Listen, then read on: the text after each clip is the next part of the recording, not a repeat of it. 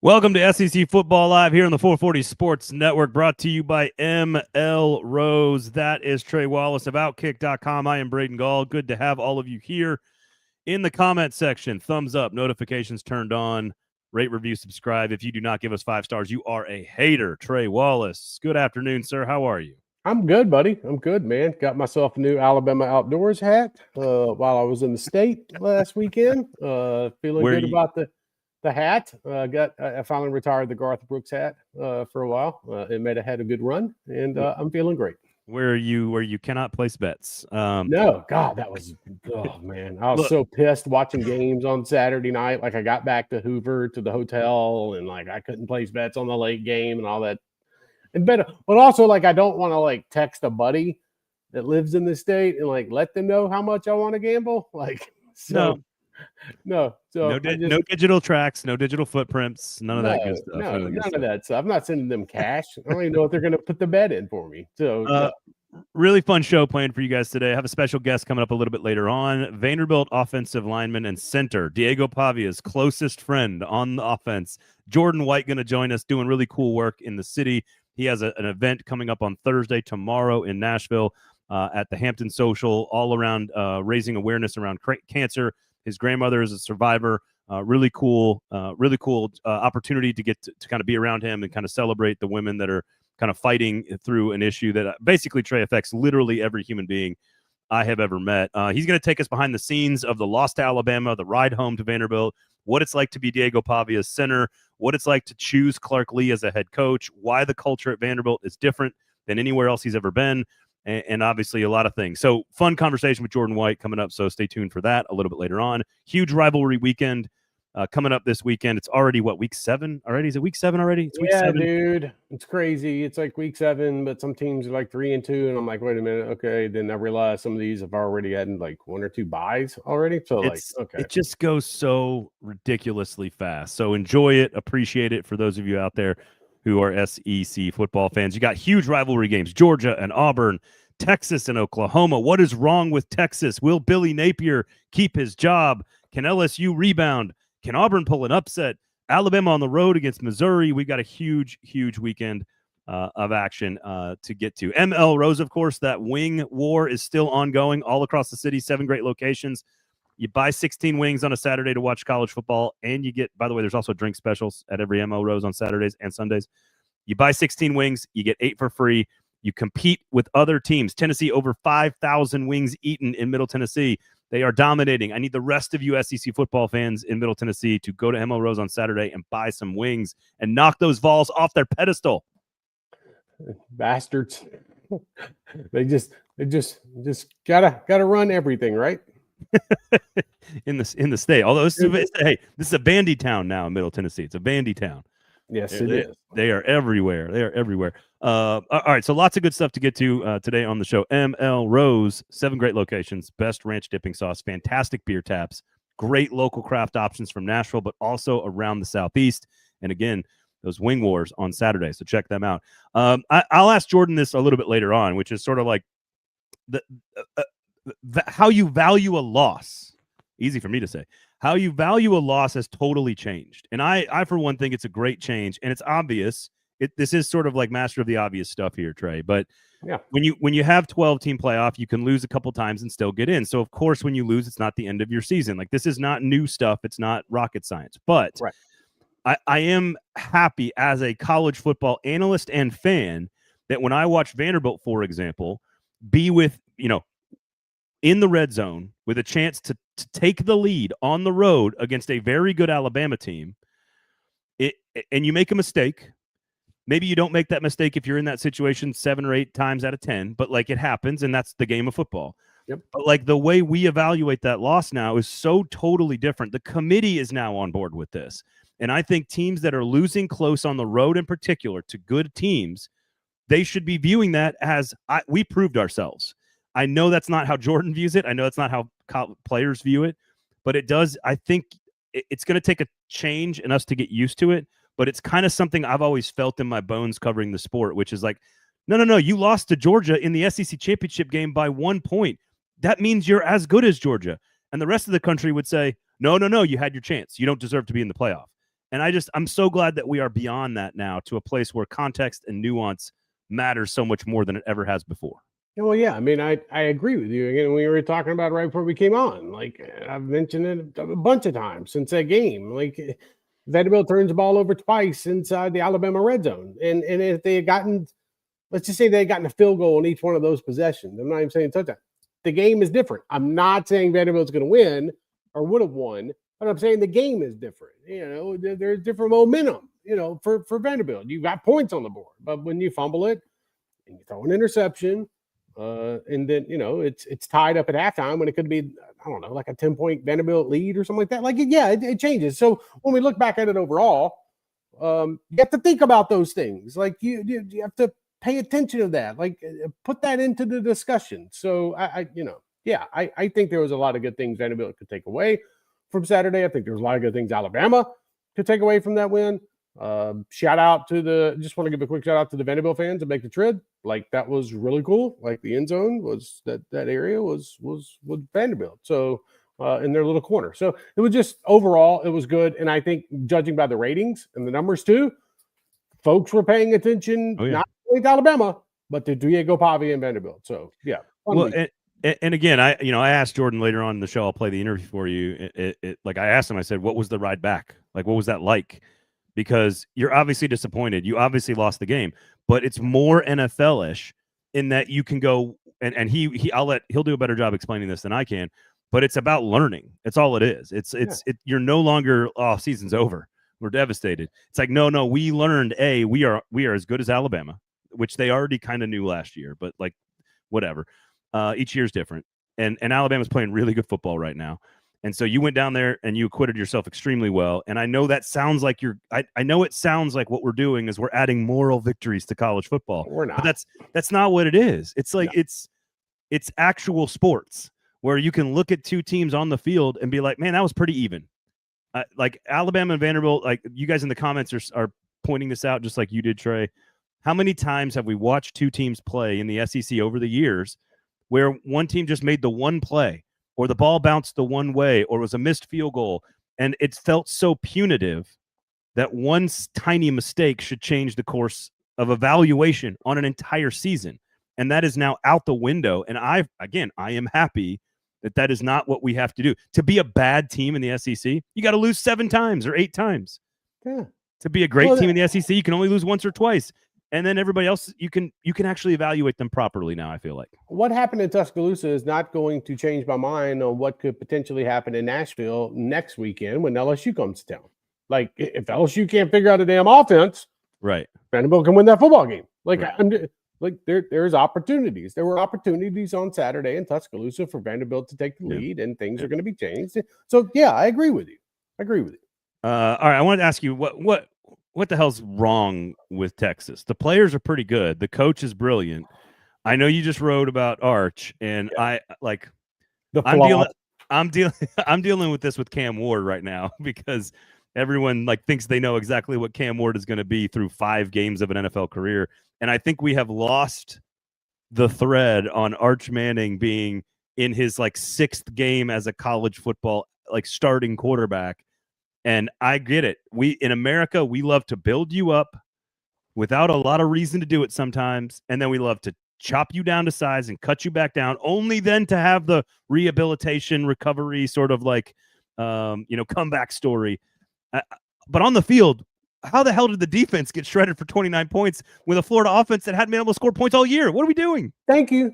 Thank you. We can get into the offensive shootouts and whatnot all we want, but what about that great Texas defense that had I think Florida had 430 yards, at the 11-minute mark of the 4th quarter.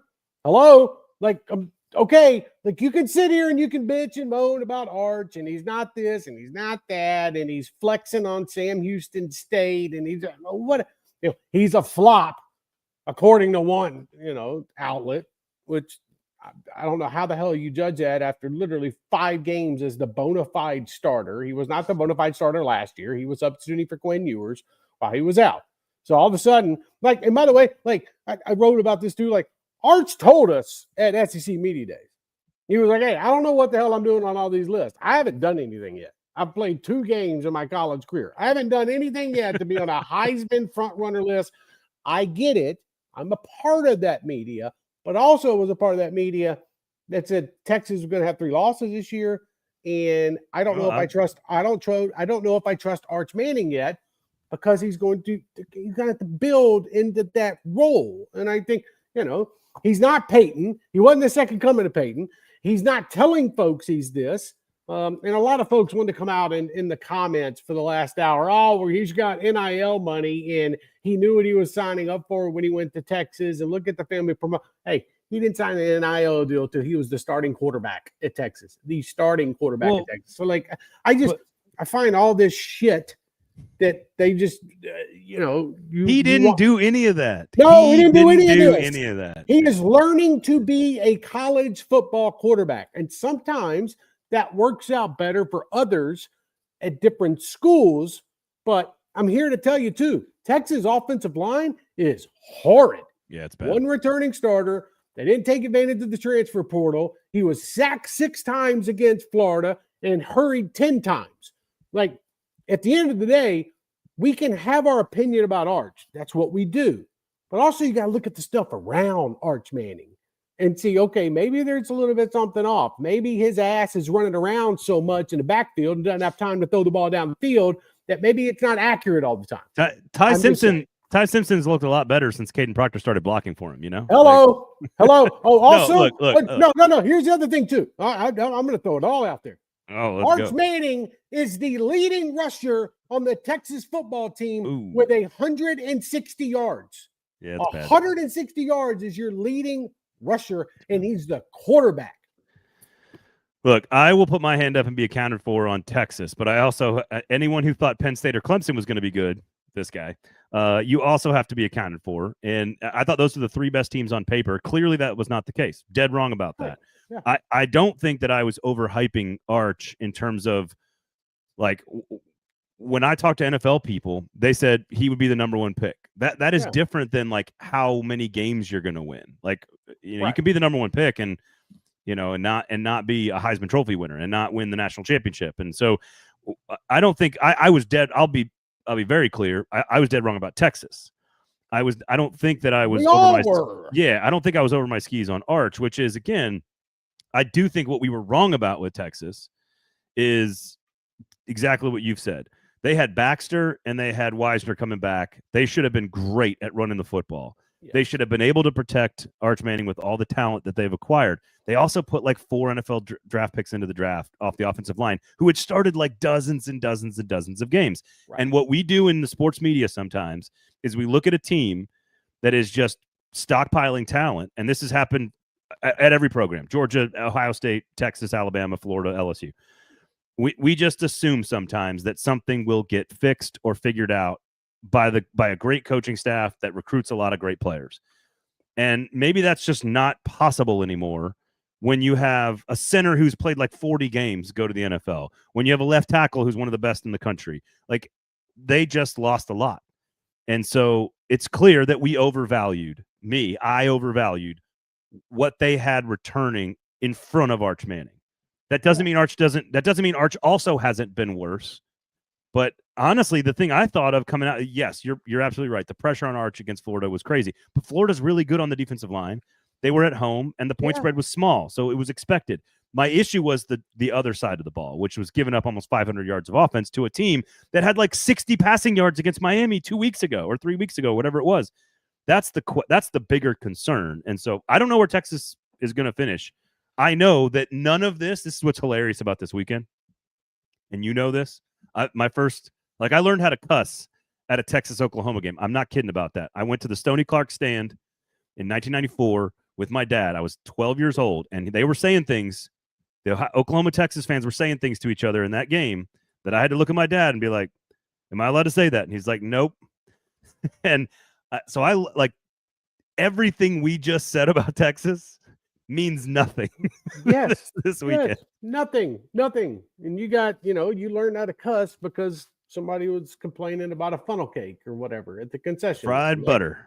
Like fried butter. No. No, Fried Oreos. I'm talking about 40,000 people screaming "F you" at 40,000 other people. Right. Yeah. No, that happens. I think I said that word when I was 6. So Well, you got me. You got me. I mean, yeah, I no, knew how to say bad words, but I didn't know how to cuss. You know what I mean? right. I mean, I was in the Catholic Youth Organization basketball league, and I just remember getting tossed from like 4 games for using language. No, I agree. It was bad. Like, it was bad. Like, my mother would be in the stands, like, yelling at me as I got my second technical, and I would go to the bench and I would sit there and cuss out the rest. And I think it obviously had to do with my father taking me to a lot of college football games when I was growing up and learning certain words. It wasn't like my father was walking around the house, F you, F you, F you, or, saying shit, so whatever. It was just Legion's Field that did it to you. Right. It was Legion Field. It was Jordan Hare. It was Tiger Stadium in Baton Rouge. Like, it is what it is. Yeah. No, but I think like, to get back, like what you were talking about with Texas, like, overall, they just got a lot of problems, man. Like, it's not just Arch Manning. Like, I'm sorry. Like, it's really getting. And so, could they bounce back this weekend? Hell yeah, they could bounce back this weekend. They could beat Oklahoma. They could beat Oklahoma with John Mateer on Saturday. And you know what? It wouldn't surprise me. Like, it wouldn't. Like, I'd be like, oh, Texas figured out their offense the same way Florida figured out their offense against Texas. Yeah. I mean, against the Venables defense that Oklahoma's been pretty good would be surprising, but I get you, man. I know. I hear you. It goes with this rivalry, dude. Anything. I've seen the worst Charlie Strong teams. Yes. Beat like an undefeated Oklahoma team. Yeah. And like, where the hell did that come from? And we also didn't expect Florida to have 430 yards entering the fourth quarter against the Texas defense. Like, anything can happen. Do you think risking John Mateer? I mean, the game means so much. Obviously, he had a 4-week timetable. We're at like, what is this? 2 weeks? 3 weeks? 17. I think we're at 17 days. Not even 21 days. Like, no. What's the right? I am concerned because I love the ball player who's like, put me out there, coach. I'm banged up. I'm going to give it a go. But it's his throwing hand. Right. This is not like back in the day when Bama players are going to get the tightrope surgery for their sprained ankles. Like, this is a little bit different. This is his throwing hand. And I'll equate it to this. NASCAR, I know we're going there. NASCAR gives out playoff waivers if a driver were to miss a race because of an issue, medical condition or something. It's happened through the years. Somebody has a baby, whatever. That is a medical condition. This is This feels like if you don't have Mateer and you lose, this is like the college football playoff committee giving them a playoff waiver if they were to handle business the rest of the way with Mateer. Yeah. So I don't know if it's worth, because I do think this Texas defense is still good. Like, they have the talent. Like, if Mateer goes out there, if he plays, if he goes out there and takes a hit on that hand or something like that, dude. Like, if you lose 4 times because Mateer's out for the rest of the year, you ain't getting a waiver. No. You're not. Right. So you got to gamble. I don't like the gamble. I don't like the gamble. I'm saying if he is healthy, it is a gamble. And I don't know what healthy is, man. This guy could be like 70%, and he goes to Venables and says, hey, man, my shit's strong. I feel 100%. Like, got to protect the player from himself. Got to protect the player from himself. And that's why I look at his career past Oklahoma, and also I look at Oklahoma season past this weekend and say they might be able to get by without him. I mean, and if they lose a close one, guess what? They're still okay. Yeah, well, and Hawkins has experience. We've talked about it on the show. Yeah. But like they have number 4 Ole Miss, number 12 Tennessee, number 8 Alabama, number 14 Missouri, number 11 LSU to finish the season. South Carolina after the Texas game. I think it's admirable that he wants to play. Of course, he wants to play. It's admirable. Nothing but respect for the and player. By the way, how's it breaking news that John Mateer is pushing to play this weekend? I'm sorry, I'm not trying to take a shot at anybody, but like, no shit. Breaking news play this weekend. Breaking news. Sources indicate football player likes playing football. What is that? Like, sources indicate Oklahoma quarterback hates Texas. Right. Oh, okay. All right. Let's get him out there. No. I want to see, like, if I'm an Oklahoma fan or if I'm just an objective observer, I want to see Oklahoma at its best during that 5-game stretch down the stretch. They can lose to Texas and South Carolina, but if he comes back and is fully healthy, they could win all 5 of those games. prove that what they were with him was far better than what they did on the field against Texas. And the committee, now that the committee is allowed, this goes back to our first conversation today. Yep. Now the committee is allowed to look at the nuances of this stuff and be like, no, they lost to Texas without their star quarterback. And be like, okay, we're not going to ding them as bad as we might ding somebody else. And I just think that's the nature of the sport we're watching today. And I think that's a good thing.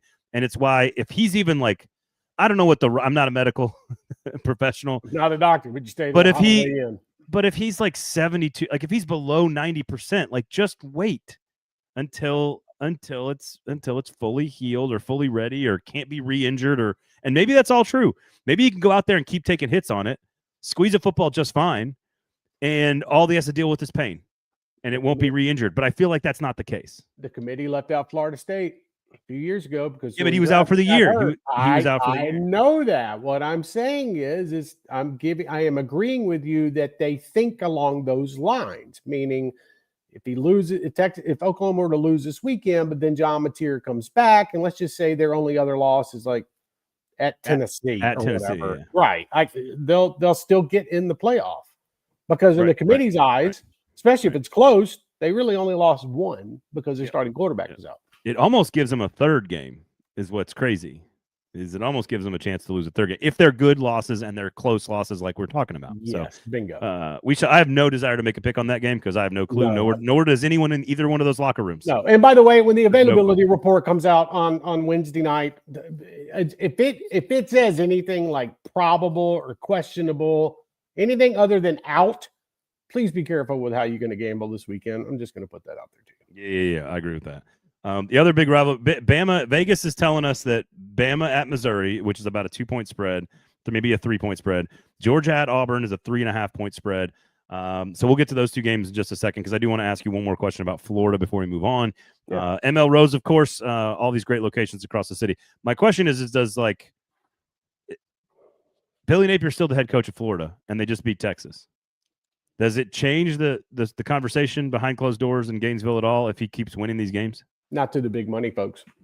Not to the conversations I've had over the last 4 days. No.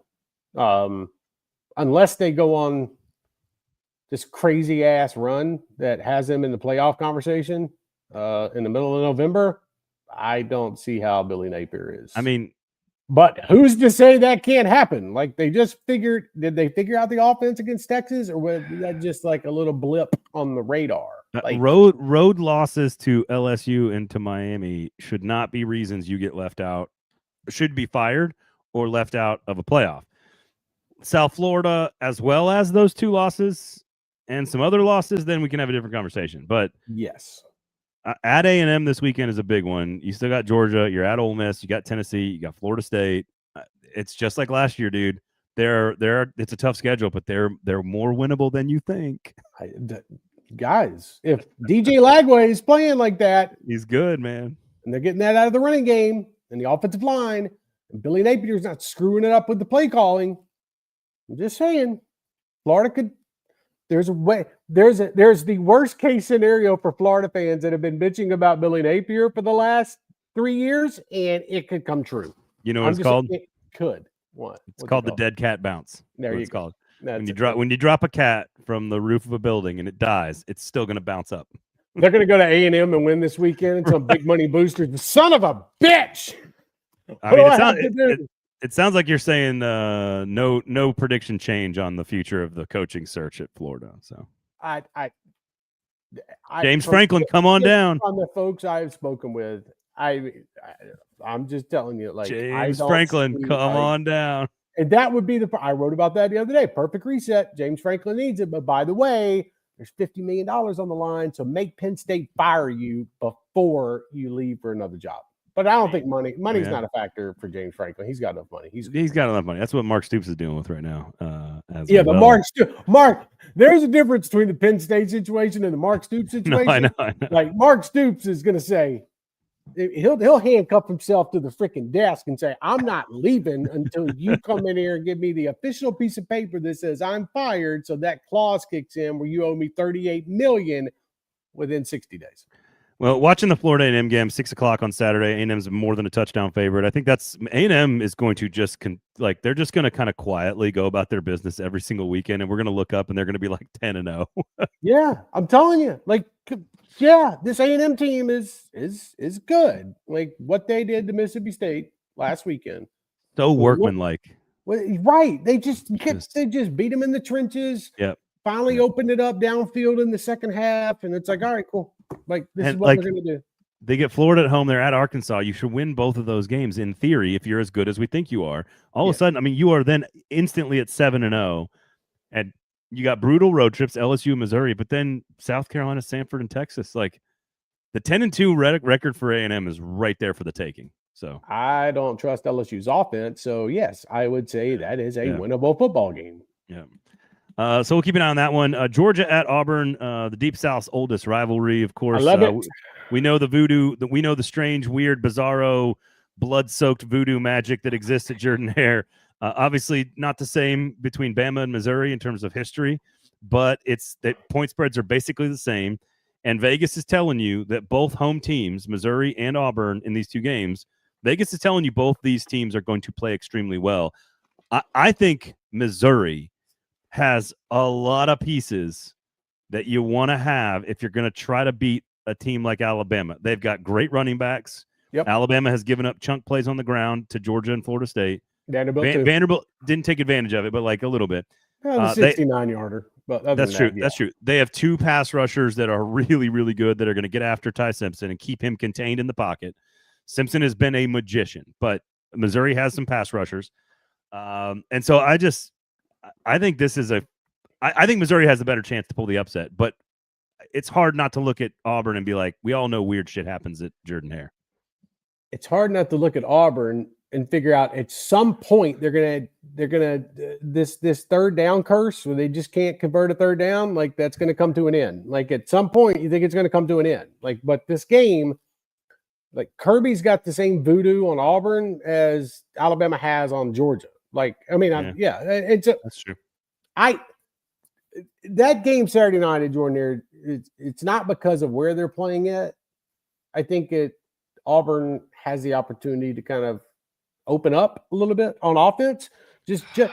I know, but just bear with me for a second. Like they've been so shitty for the last few weeks that it just at some point it's got to click even for just one game.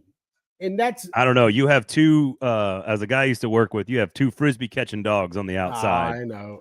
And you don't throw the football down the field at all. No, I don't understand. You also don't run the ball. And if you're not going to try to run the ball against Georgia, I promise you, Georgia's just going to load the box with 7 and come after your quarterback and put him on his ass 8 times during the game. I think Missouri has a better chance to win the game than Auburn does. I do too. But I do think the Auburn-Georgia game is going to be a decent game. I do. But I like Missouri's chances with Bo Pribula to beat Alabama more so than I like with Jackson Arnold to somehow beat Georgia. Like and normally Auburn would be the pick here if I said who has a better chance to pull the upset. Right. I think Missouri is constructed in a more legitimate way.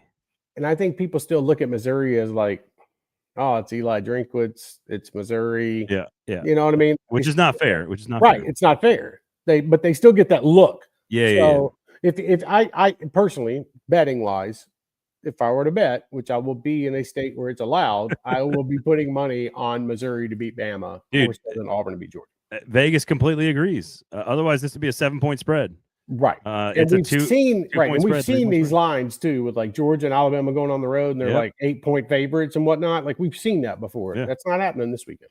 That's why I'm so torn on the Auburn thing, because Vegas is telling us like Auburn's going to play well in this game because they always play well against Georgia. I know. And a part of me wants to throw it on the money line, but I mean, I think that's the smart play, honestly. I think the smart play is money line Missouri, money line Auburn. Yes. And just have some fun with it. Money line Texas. All three are underdogs. I would take Texas, Missouri, and Auburn outright. No, because for some reason I'd get screwed in the Texas game, and something would happen with that offense, and my money line parlay would just go to shit. Ole Miss is a 32-point spread over Washington State. No need to talk about that. Washington State. Bobby Petrino back on an SEC sideline at Arkansas. Here's what's interesting to me. I feel like when you fire a coach whose message has gotten stale and maybe has a negative effect on the culture, and people need to, like, you fire a coach and generally players are lighter, they're moving about, they're bouncing around. Like, look at UCLA, right? Like, everybody's just kind of like lighter and playing free and fast. Well, everybody loves Sam Pittman, though. So you didn't get rid of a guy that was like a negative hindrance on the locker room. You got rid of a guy that people all love and respect. And you've brought in the coach that generally is like a psychological weight on your existence in the facility. So I'm curious, like, Tennessee's at home. Tennessee has a high floor. Tennessee's the better team. Tennessee has the revenge factor from last year. And while Bobby Petrino is a very good college football coach, I don't think he's like this built-in psychological advantage. Like, the team all of a sudden isn't lighter and playing faster because they fired Sam Pittman. Everybody loves Sam Pittman, even if he's a bad coach. I mean, the fans might be excited that Bobby's on the sideline, but I don't think it does a damn worth of difference that Bobby Petrino's on the sideline. Not like the defensive side of the football is interacting with Bobby Petrino all the time. Like, right. You know, and by the way, like 3 of their coaches are gone now on the defensive side. You know, and Bobby just couldn't wait to hit that button. Pittman's gone for 4 hours. Defensive staff is fired. We're moving on.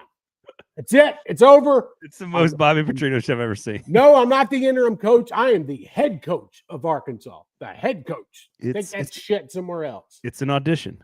Look, we got Rich Rodriguez back at West Virginia, right? We got Bobby Petrino back at Arkansas. Let's get Dan Mullen back to Florida.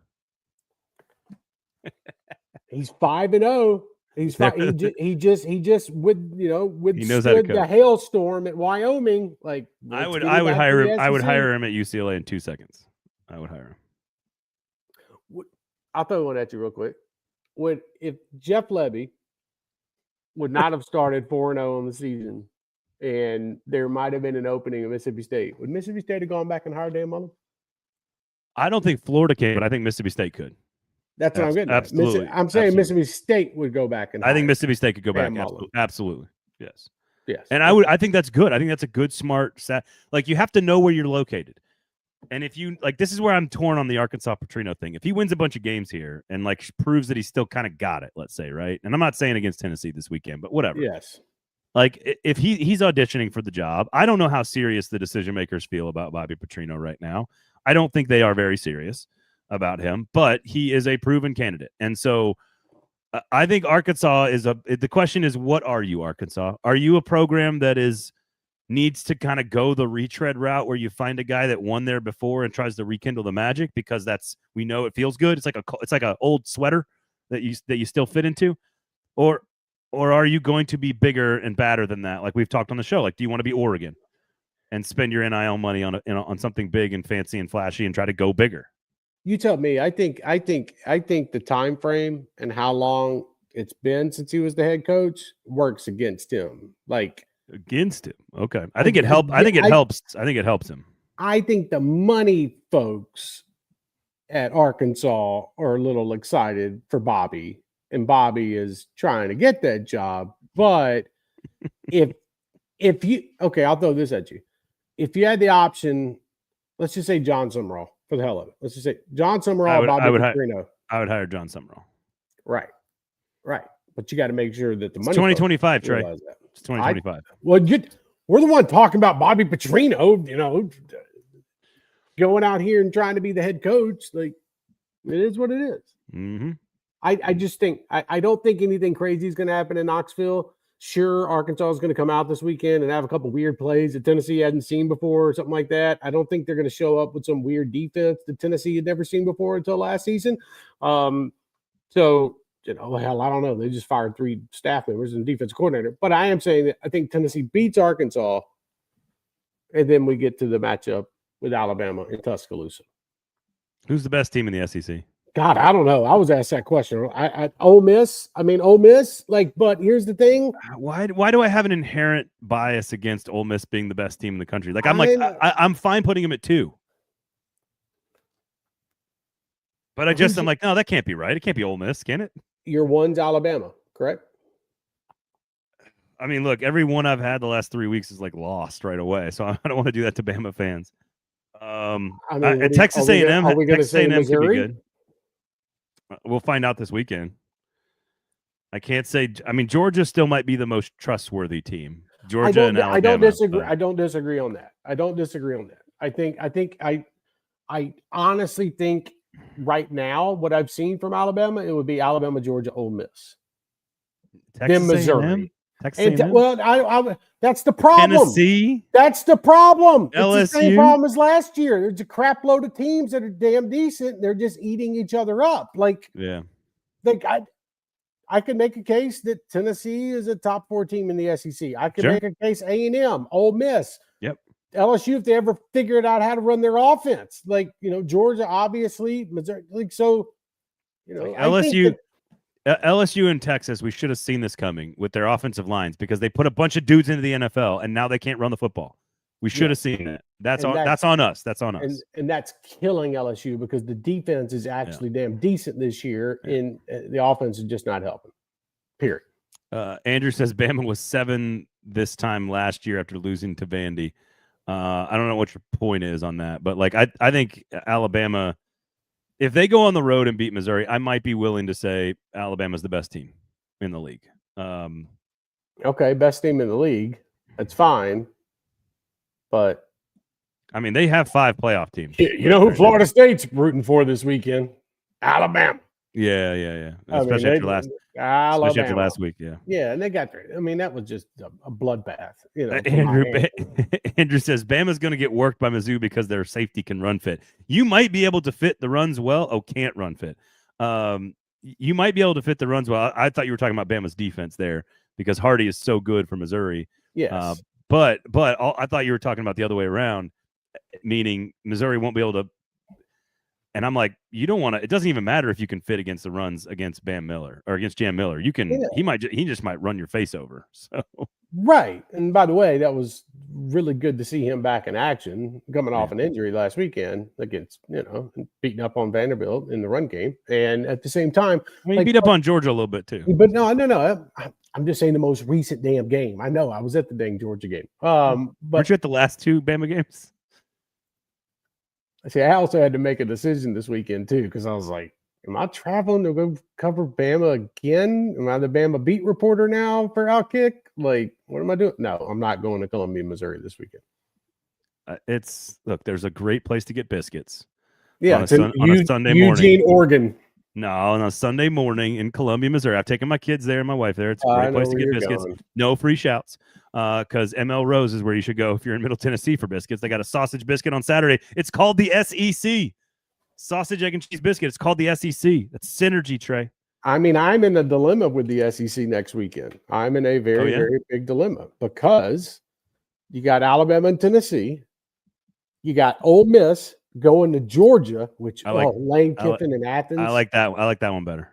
And then my backup is LSU going to Vanderbilt, which I can stop by M.L. Rose while I'm in Nashville covering that game. Well done, sir. You're good. You're good. You can leave now. Thank you. That was good. I think it depends on what happens this weekend. If Georgia wins and Alabama loses, I think your decision's made. If Alabama wins and Georgia loses, I think your decision is made. Right. And that's how I've looked at it. If Tennessee or Alabama lose, I'm not going, to that one. And Tennessee's not going to lose this weekend. No, I know that, but I'm just saying. Well, we say that, and true. I'd like to go either to Tuscaloosa or Athens. So I just need all 3 of those teams to kind of take care of business and make me make the weird decision. But would not surprise me one bit if Vanderbilt beats LSU next weekend. Last question here, and then we're going to talk to Jordan White, offensive lineman for the Vanderbilt Commodores. He's going to give us kind of a peek behind the curtain, behind the scenes for Vanderbilt football, Diego Pavia, Clark Lee, the culture, etc. Really neat, by the way. This is going to be a good interview. Yeah, he's really cool. He's a really good dude, and he's got a lot of good stuff happening here in Nashville, so that's why we wanted to kind of promote what he's working on. I find it so fascinating that South Carolina has, and it's almost not their fault, but South Carolina has become irrelevant in our conversations around the SEC. They are an afterthought again, and it's not really even their fault. It's you lost a couple of tough games, your quarterback got hurt, and now they're a 10-point underdog on the road to LSU, and the game's not even something we talk about. It's so weird. And the most interesting aspect of what you just said is I could see South Carolina going to LSU and winning that game Saturday night. Sure. I could. That could be a win for Shane Beamer. Their schedule. They were supposed to get all their work done early, and they lost a couple of games, and now it's so difficult. Oh, they can't afford the loss. And so, and obviously right now, I know what I just said. I get it. They can't afford the loss in South Carolina. I've seen their losses. I get where they're going the rest of the season. But what I am saying is that looking at them compared to where we were before the season and looking at them right now, I don't think we overhyped South Carolina. I just think they ran into a buzzsaw, and with the thing happening with Lenoris, like stuff just builds up, and so that, again, that's why I say what I just said. Like, it would not surprise me the way LSU is playing right now. And my goodness, Braden, if South Carolina rolls into Death Valley on Saturday night and wins that football game, Brian Kelly should call the realtor on the way home from the stadium. Brian Kelly to Florida? ? Brian Kelly to Penn State after James State. Gotcha. So then Lane Kiffin, who didn't want the Florida job, takes the LSU job. There you go. Right, exactly. Then Summerall takes the Ole Miss job. Buddy, I got this coaching carousel. There you go. You got. Josh says with margins this fine in the league, someone is bound to be on the wrong side of results. It turned out to be South Carolina. I kind of agree with that. I don't think it's their fault. I just feel like it's. Oh, that sucks. Happens. That sucks. Right. It just played out like that this year, man. It really did. And I feel bad for South Carolina fans. There was a lot of hope coming into this year and whatnot, but it's the cards you're dealt, man. And the SEC, again, is deep. Like, we're going to be having a conversation in the middle of November about which 3-loss SEC team is going to make the playoff.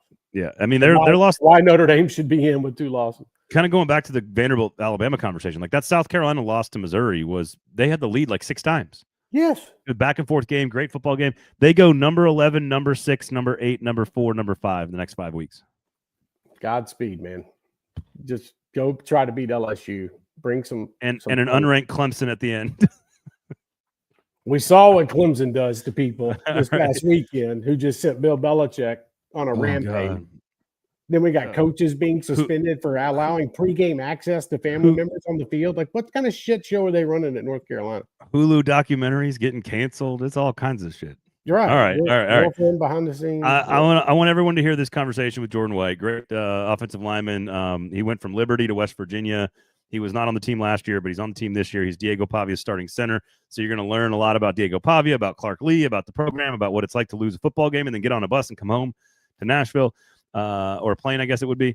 And so we're going to hear from him. But first, before we go, Trey, always a pleasure to see you, my guy. If you could tell everybody what you got coming up, where they can find you, all that good stuff, please. Yeah, follow me at outkick.com. Follow my work at Trey Wallace _ on all the social media channels. I have a lot of stuff heading into the weekend. Should be fun. Just posted something about Arch Manning. A nice in-depth story to go read for everybody to kind of chill out and kick rocks if you think he's a flop so far in his career. So enjoy it. And sorry, Vanderbilt, you guys, I got almost rammed off the road, trying to get back to the hotel because Vanderbilt's police escort, got a little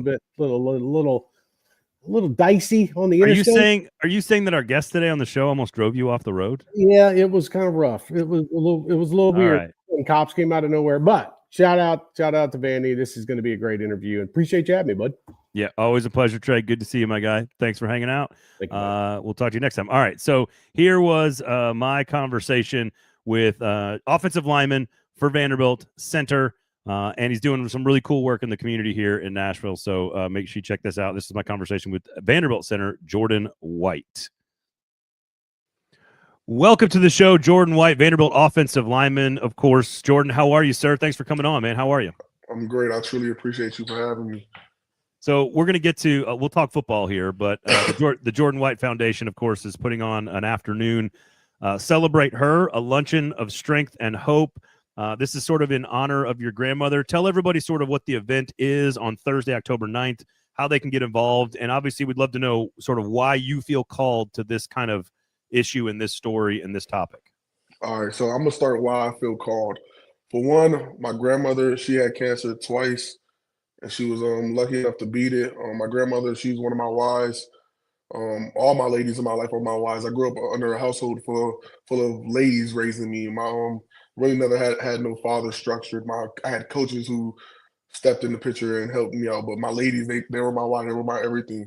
So my grandmother, like she's my everything. And for her to go through that and just like show her courage and like how strong she was going through all of that whole process. It helped shape me in a way you could say, I guess.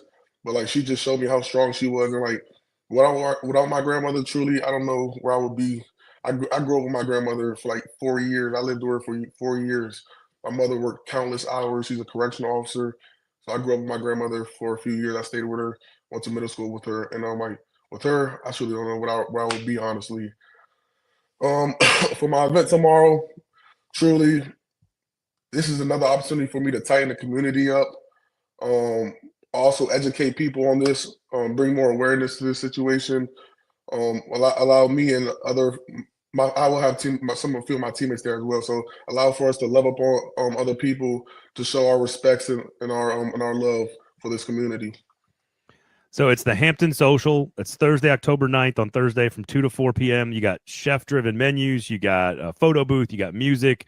You got all kinds of people there. It's kind of to celebrate a bunch of different women that are either going through this issue, have gone through this issue, but also it's kind of just for everybody to elevate the issue itself, right? Yeah. Give everybody the spiel here, George. This is where you tell how much fun it's going to be. Come on out and hang out. So yeah, everybody come hang out. Like I was just telling you, Brandon, like it's not just for females, for ladies. Students, I encourage y'all to come out and show some support. Fellas, I encourage y'all to come out and show support. It's going to be a great time, great way to love up on females and to show our support and our respect to them. Well, as I don't know about you. I don't know a single human in my life. I'm much, much, much older than you, Jordan. But 43 years, I don't know a single person in my life, work, family, or otherwise, that has not been affected by cancer in some way. So big shout out to you and the work you're doing. Everybody go check it out, 2 to 4 p.m. And the Jordan White Foundation, of course, is committed to advancing opportunities for women and families through advocacy, education, and service. Is there anything else? Like, do you want people to get involved in the foundation as well? Is it just the event, or do you want people to get involved with the foundation too? I would love people to get involved with the foundation. It's not just a one-time thing. It would be a continuous thing, something I would love to work on going towards the future. We still have stuff going on for future events. We still have stuff in the process that we're planning right now. So I would love for people to stay in tune with what I have going on and just to continue to support me and the foundation as well. All right, let's talk football here. And you go down to Alabama, you don't get the result you wanted. But I'm as someone who's covered the sport for 20 plus years, starting at Rivals back in 2005.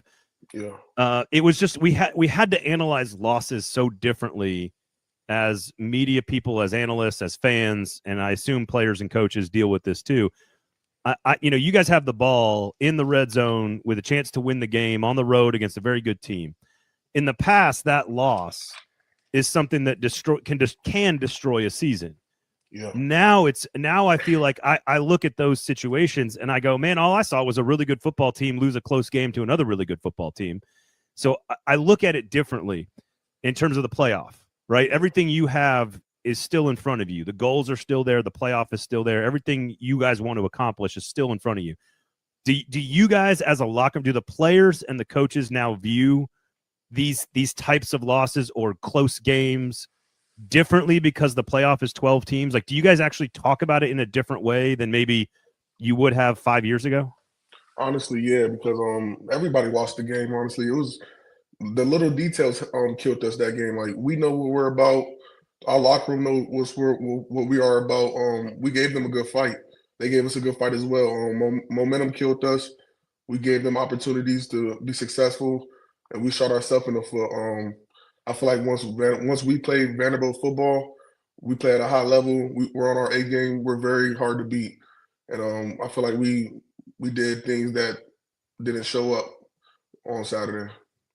So the conversations coming home, like take the fan into like the journey back to Nashville, and I'm assuming if we're having this conversation 20 years ago, it's probably a very different version of the trip back home, right? Yeah. Like, again, we all know you wanted to win the game. We all know you didn't get the result you wanted. Yeah. But what are the conversations like with you guys? Like, what are you guys telling each other, knowing that, again, the whole season is still sitting there in front of you guys? Yeah, so we all came with SEC. We all came to the SEC knowing that we're going to play SEC teams every weekend, and it's only going to get better. So a loss like this is okay as long as we're learning from this loss. going on forward now, we have to understand that we took this loss and we have to learn from it, and that we have to move on stronger and better every week. Because any team is beatable in the SEC, honestly. So we just have to keep having that chip on our shoulder, that block on our shoulder, and keep it going, honestly. Because week by week, we don't know what can happen. What did you learn? Honestly, that anybody's beatable in this conference. Well, you guys have proven that over the last couple of years. Vanderbilt has proven that over the last couple of years. All right, I want to know about why is Diego Pavia's, like, why does everyone gravitate towards him? Like, what is it about him that makes people just, like, he's like a planet. Like, people just are attracted to his whole being. Like, what? You're literally the closest person to him on the field. Tell us why that works. Why does he connect with people? Diego's a dude. Like, you talk about an ultimate competitor, he's him. Like, he's a quarterback competing with the offensive lineman in the weight room. He's a quarterback competing with the skills on the field. Like, he tries his best to build relationships with every position group. Even if you're on the defensive ball, he's going to compete with you but love you at the same time. Like, I've been here since January, and I've seen him, like, interact with, from the top of the roster to the bottom of the roster, like, show love from everybody throughout the whole facility. Like, he's a dude. Like, he's a great person, great human being outside of football. And it's just like him just being a football player, that just adds on top of it. Like, he's a great competitor, and a great person as well. Is it, like, obviously when you're in a group of like 100 people, everyone sort of is motivated in a different way, right? Like, some guys need to be pushed, some guys need to be caught. Like, you got to be nice to some guy. Like, I was always one that if you yelled at me, I wasn't going to play hard for you. But like, if you told me what I did wrong, right? Like, I'd want to go fix it. Everybody responds differently. Is he good? Because I know Clark Lee does a lot of that. I'll get to Clark in a second. But is it just the personal touch that makes Pavia such a guy that you want to play with, that you want to play for? Is it authenticity? Like, what is it about his personality that makes it so real? Honestly, like, from my experience, I just love the person he is. Like, I played against him, so I know what he's all about truly. So just once I got here and I joined him and I seen what he's about and how he attacks his daily grind and how much he loves and cares about the people he plays with, it just shows to prove that he's a loving and caring person and a competitor fully. Like, I'd do anything for Pavia. Like, I just got here and I feel like he's my brother. Like, we locked in fully once I got into here. Like, yeah. What is the weirdest thing about your quarterback? Like, off the field? Like, is he field. putting Cheetos on peanut butter and jelly sandwiches? Like, what does he do that's like, just, you're like, come on, dude? No, he's just a touchy person. I say he loves to hug people. He loves to hug his offensive linemen and give us stomach rubs and stuff like that. It sounds, you know what it sounds like? It sounds like he acts like an offensive lineman, because y'all are the most, to a certain extent, yeah. Y'all are the most interesting people on a football team. I'll just, like, that's my opinion at least. Yeah. All right, let's talk. I'm going to ask you about Clark Lee. Has he given you a leadership book yet? Not a leadership book, but he's laid out a foundation, though. So I guess you can say that somewhat. I asked that wrong. This is where I need to be self-coached here. Has he given you a book to read from the shelves in his office? I got you. All the books in his office? No, I have not read one of them books in his office. Maybe one day I will. Why did you connect with him? Obviously, there's a lot, like, financial incentives are a big reason why anybody goes anywhere these days, and that's every American in any walk of life. But what was it? Why did you connect with Clark, and sort of when he explained his vision for what Vanderbilt was going to be? Yeah. So this is my third school I've been to. I've interacted with plenty of head coaches, plenty of coaches all around, and I just felt like he was a down to earth guy. Like, me and once I came in January, I had my discussions on where I wanted to be, and I wanted to be here. He was fully committed to me, and he fully believed in me fully. Like, I'm an undersized offensive lineman, and he knows what it is to feel like for me, and like, he fully supported me. Like, I knew he had a vision for this team, and what they did last year, that made great remarks off of me. Like, I seen what they did last year. Like, damn, this is a hell of a team. They're only a few points away, a few games away from getting the job done, and it's proven right now. Like, just listening to, like, the guys are just listening to him. We're all listening to him, and he's laying the foundation now, and we're over here grinding for him. We're doing it all with him. What is it? What do people not know, or what is maybe the biggest misconception about playing football at Vanderbilt? I've been in the city for 30 years. I've known a lot of the coaches, and they've had ups and downs, and the investment is now there, which seems to change the perception of the program from the outside looking in. What do people need to know about what it's like to be inside the program that maybe they don't understand? Yeah, for me, honestly, like this is a program where we want to win. This is going to turn into a winning program that I see going into the future, and it's a lot of success that's going to be done here, just off the foundation that Clark Lee is laying down. Can Barton Simmons still play basketball? To a certain extent. Yeah, 3 kids will slow you down on the wing, huh? Is that what I'm hearing? I guess you could say that. I have one, so I feel it sometimes. Hey, I had to check him a few times back. We started together at a recruiting service, and I had to check him a few times. He beat me most of the time, so I was just curious if he could still play. That's all. I'm just curious. What about the culture and the personality of y'all's team? Yeah, what makes it work? What makes it connected? We go by misfits. We're a bunch of misfits on this team who just fit together. Like, man, like I talk about me being on 3 different teams. This team is very hungry. Like, it's a lot of odd people on this team. You talk about offensive linemen being weird. It's a lot of odd people on this team that get the job done. Like, I love these boys over here. Like, the connection I've built with these guys is crazy, and it happened real fast. Like, the chemistry happened real fast. Like, it was pretty much different.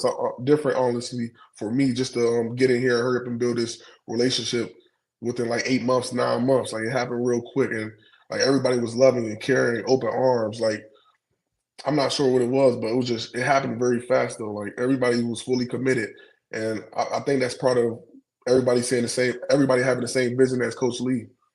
I was going to say, does that start with the top? Is that yeah. Is it just sort of like the day-to-day vibes are just enjoyable? Yeah, and when you have a quarterback like Diego who comes ready every day, hey.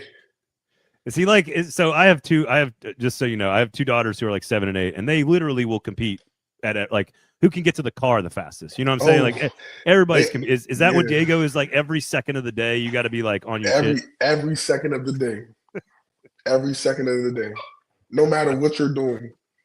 Oh my God! Have you heard stories about the night after beating Alabama last year? Yeah, tons of stories. It was a blast, I heard, but hey, we're on to a new year and trying to create those memories now. I hear you. Tell everybody sort of what your morning looks like of a game. Like what does Jordan White do to get ready for a game? Like, do you have a routine? Do you have music? Do you have give us sort of the actual morning you wake up? You got to get your mentals right. Like, give me an explanation on sort of what your Saturday morning looks like. When I wake up, I got to wake up an hour before I go downstairs and take a hot shower, like a blazing hot shower. Get my hair wet a little bit so my head is wet as well. Then I go downstairs. We have meetings, get some breakfast in. Then we usually get some maybe 30 minutes or an hour. If it's a day game, it's probably like 30 minutes to chill. Get back to the room, sit down, just watch some football. Probably something's on, like watch some highlights or something like that. Just chill around for a little bit. Honestly, after that, then I'm just locked into the game. Once I get back downstairs after our little break, honestly, I'm going downstairs and locking in. Nothing else, just music for the whole ride to the facility. Just music. You're not one of those guys that just is total you're just trying to get yourself jacked up the entire day, right? You're trying to it's all about focus. Is that? As soon as I wake up, it's time to go. Get in that hot shower, get me ready. That's all I need, honestly. Who does the weirdest thing to get ready for a game on the team? On the team, I'm not sure, honestly. I wouldn't have to say weird. I don't think nobody does anything weird on game day or out of the ordinary. Can't really think of that right now. Well, it's all good, man. I know everybody's got their own sort of process, and everybody sort of gets into the rhythm the way they want to do it. And so I'm just curious if anybody's no, athletes have superstitions. You know what I mean? Yeah, you're for sure right. Do you got any? I wouldn't say I do, honestly. Okay. I keep it regular. I feel like you're hiding something from me. Nah. Well, Jordan, I really appreciate your time. Once again, the Jordan White Foundation, celebrate her, a luncheon of hope, of strength and hope. A bunch of women getting together to sort of celebrate the battle and the fight and how much fight and battle people put into when it comes to battling cancer, something that affects literally everybody. So once again, tell everybody where they can go and how they can get involved with this particular cause that's obviously very near and dear to you. Yeah, so all links are in my bio, ja.white53 on Instagram. My foundation page is Jordan White FDW on Instagram. My Twitter is LIL_JoJo, JOJO 19. And all my links are in my bio regarding to my foundation. And about the event tomorrow, I hope to see a lot of people showing up and showing a lot of love. I appreciate everybody who can make it. Hampton Social, 2 to 4 p.m., October 9th. That's Thursday of this week, so make sure you swing on out and support the good folks. Hypothetically, if you ever were to miss a block, which I'm not saying you ever have, but hypothetically, what does Diego Pavia say to you when you come back to the huddle? Oh, make the block. He's going to tell me to make that damn block. I'm going to do it the next play. Well, best of luck the rest of the season, Jordan. Thank you for giving us some time, and best of luck with all you're working on here. Very admirable stuff. We're rooting for you, so thank you. We appreciate it. Thank you. I appreciate you. Everybody, Jordan White, hope you guys enjoyed that. Diego Pavia, extraordinary competitor in the lunch line, on the bus, and on the football field. So really fun stuff there. Make sure you check out the Hampton Social tomorrow if you're around in town and you want to swing by. The Jordan White Foundation, of course, is the website as well. Special thanks to him for coming on. Special thanks to Trey Wallace for being a part of this. As always enjoy hanging out with him. Always enjoy hanging out with you all. Please, thumbs up, notifications turned on the YouTube page. We do appreciate that. We've got a ton of coverage across all Nashville sports. We got the gold standard as Prez season starts on Thursday. We got tons of Titans coverage for you. Nick Suss, a football show tomorrow with yours truly. We got PK, Paul Kaharski. We got James Foster's breakdown of Cam Ward's miraculous fourth quarter against the Cardinals last weekend. So if you're a Nashvilleian, make sure you check out all those great shows across the 440 Sports Network. Notifications turned on the YouTube page as we're dropping a bunch of stuff up there, kind of YouTube exclusive. So we do appreciate it. Enjoy your college football weekend. ML Rose, everybody. Make sure you compete in the Wing Wars, all 7 locations. Truly one of the best beer selections, the best taps in the city. They have great televisions everywhere. They got beer specials. They got food specials. And, of course, on Saturdays for SEC football games, you get that wing special as well. Make sure you tell your bartender or your server who your favorite team is in the SEC. We're keeping track of who eats the most wings in Middle Tennessee this football season. All right, that does it for us. Enjoy your weekend. We will talk to you next week. Peace and love, everybody. Have a good one. We'll talk to you then.